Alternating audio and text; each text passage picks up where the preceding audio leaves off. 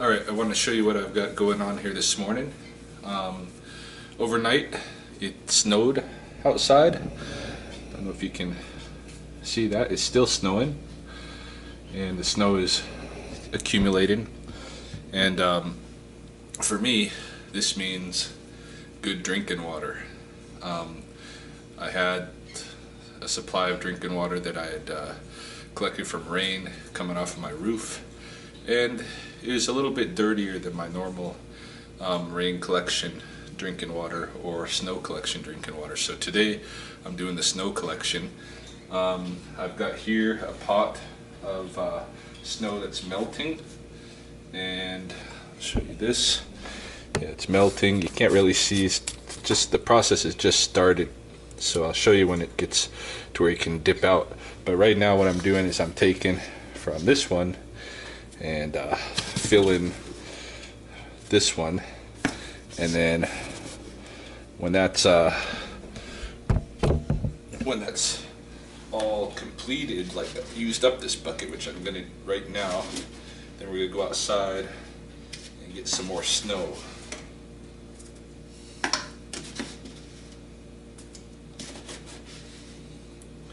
Sweep all this stuff out.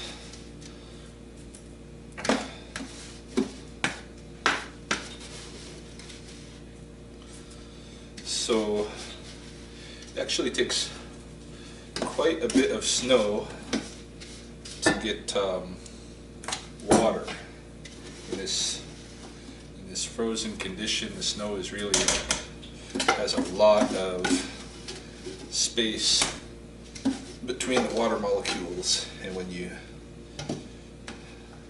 melt it back into its fluid form, you get hardly much water for the amount of snow. So I'm going to be filling this up many times this morning. So anyway, let's go outside and we'll go get some snow.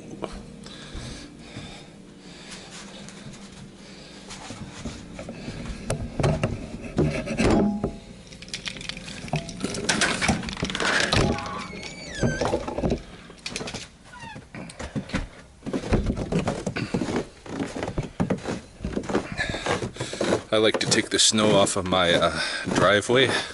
It's a real easy place to collect, and it's relatively clean. So that's what's happening. And basically just use a dustpan, clean dustpan, not a dustpan that's got a bunch of floor dirt crap on it, but you gotta wash it off. And scrape it up, put it in the pot.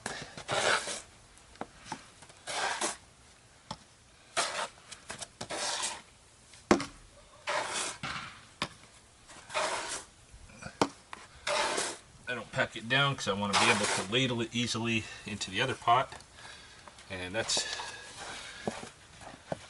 as quick as you get a pot there. Go inside and probably have to already ladle a lot of this into the one that's cooking.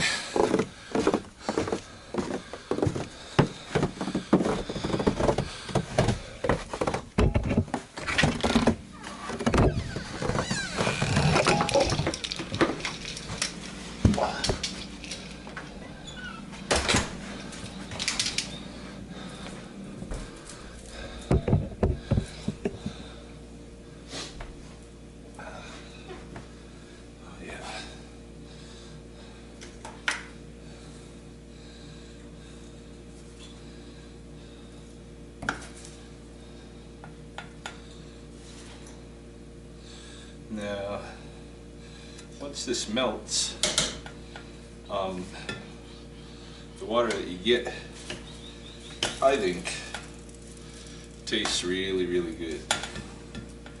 That's my opinion. I think the only way I can describe the taste of it is that it feels like it tastes like sky. Doesn't taste anything like the water that comes out of the tap of your house.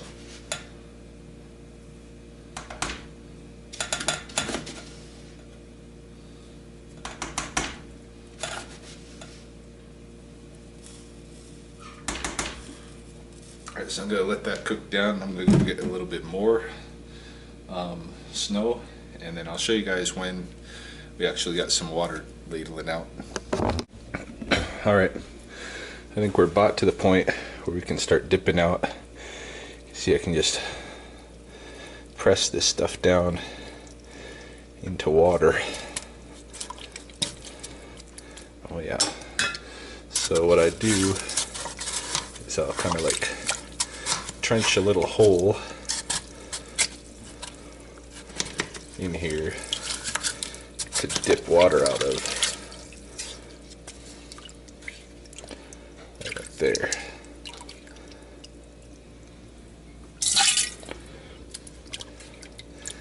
Basically, gonna try to fill these two this morning, but get a glass.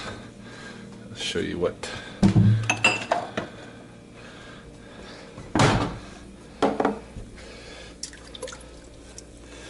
Dip it out.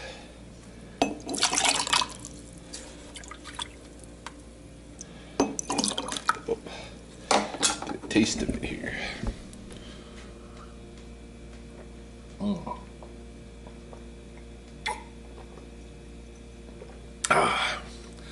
That's good water.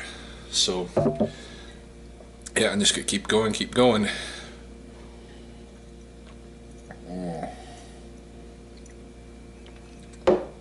collect the snow water.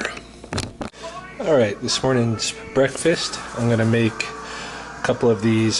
This is a wild goose egg. This is what it looks like cracked open. Just looks like a bigger version of a chicken egg.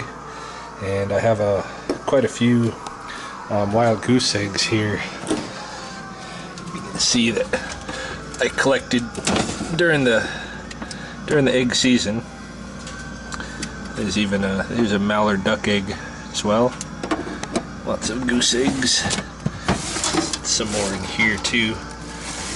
When you collect wild goose eggs, you don't clean them off, because if you clean them, then it takes off the barrier that's on there that's airtight.